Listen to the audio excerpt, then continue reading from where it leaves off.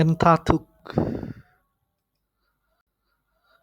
Pentateuch adalah istilah yang dikenakan pada 5 kitab pertama dalam Perjanjian Lama, yaitu Kejadian, Keluaran, Imamat, Bilangan, dan Ulangan.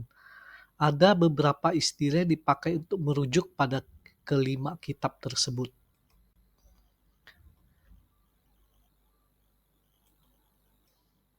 Kata Pentateuch berasal dari bahasa Yunani Pentateuchos yang terdiri dari 2 kata. Penta yang berarti 5 dan teukos yang sebenarnya berarti implementasi, pelaksanaan. Namun istilah ini selanjutnya diartikan dengan tindakan membawa gulungan kitab, dan pada akhirnya istilah ini lebih dikenal dengan artinya sebagai gulungan. Selanjutnya, kedua kata tersebut digabung dan merujuk pada kelima nasihat atau kitab yang terdiri dari 5 buku, yaitu kelima kitab pertama dari Perjanjian Lama.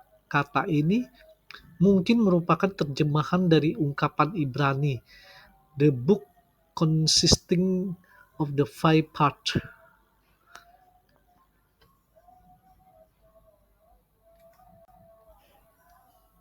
Istilah Pentateuchos yang dipergunakan untuk merujuk pada 5 kitab pertama dalam Perjanjian Lama ini pertama digunakan dalam abad kedua Masehi yang ditemukan yang ditulis oleh Valentinian Ptolemaeus yang ditujukan pada flora. Istilah Pentateuchos yang dipakai oleh Valentinian Ptolemaeus itu dikutip oleh Epiphanes dalam buku Refutation of all the heresies that the whole law which passed around in the Pentateuch of Moses.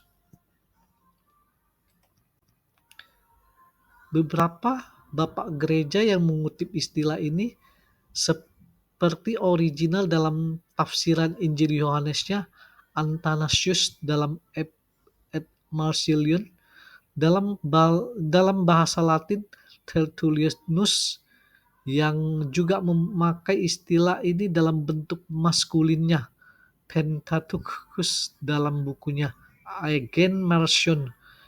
Sejak istilah ini dipakai oleh Jerome, Pentateuchus menjadi istilah yang umum dipakai oleh gereja barat untuk merujuk pada 5 kitab pertama Perjanjian Lama. Torah atau Taurat. Kata Torah dalam bahasa Indonesia Taurat berasal dari bahasa Ibrani Yara yang artinya mengajar, memerintah. Dari sisi tradisi orang-orang Yahudi, istilah Torah merujuk pada kata-kata literal dari Allah yang diterima oleh Musa. Salah satu alasan penggunaan istilah tersebut adalah karena karakter hukum yang begitu kental dalam 5 kitab tersebut dibanding dengan karakter narasinya. Oleh karena itu, 5 kitab pertama dari Perjanjian Lama yang dipercaya ditulis oleh Musa disebut dengan Torah. Dalam perkembangan utamanya oleh pengikut Yudaisme, yang disebut dengan Torah bukan hanya ucapan Allah yang ditulis oleh Musa dalam kitabnya, melainkan juga tradisi oral termasuk di dalam Mishnah, Talmud, Midrash, dan lain-lain. Menurut mereka, banyak hukum Yahudi yang tidak langsung dituliskan dalam Torah, namun dari petunjuk teksnya dapat diperluas secara oral. Dalam kitab Yudaisme, Torah dalam arti Pentateuch mengandung atau berisi 613 mitzvot. Mitzvot artinya perintah. 613 perintah itu terbagi atas 248 perintah positif dan 365 perintah negatif.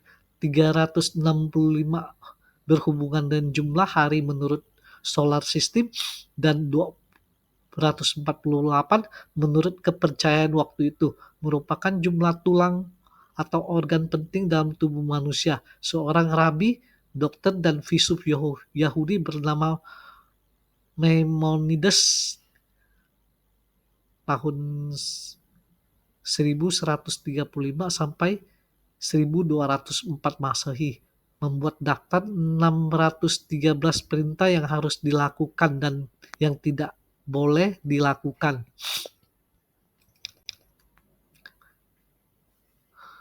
Pembagian Pentateuch menjadi 5 bagian sudah dikenal pada masa Josephus